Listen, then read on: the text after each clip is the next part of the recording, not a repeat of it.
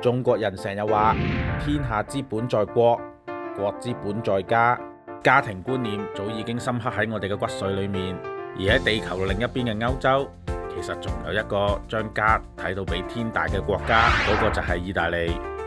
Family, it's Italians. I mean, Italians is basically made of the family because the family is the main thing in your life, which is like creating you, which is giving you life, giving you some small experience at the beginning and also largest experience when you're gonna grow up. The family also gives you like input to go in your life or helping you in everything. 喺中國，成年嘅男星如果太過依賴母親，成日都被網友叫佢哋為媽寶男或者係裙腳仔，而喺意大利佢哋就會被稱為媽蒙尼。到今時今日，好多未結婚嘅意大利男星喺大個咗之後，依然都係選擇同母親同住。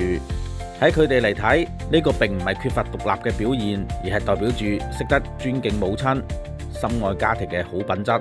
The thing is, during the time, I mean, the people who's raising by loving mother is all people like Mamone. I mean, it can be because mother is like who's giving you the birth. I mean. 雖然相隔萬里，但係中國同意大利對親情嘅眷戀同埋家庭嘅守護，都係有住異曲同工之妙。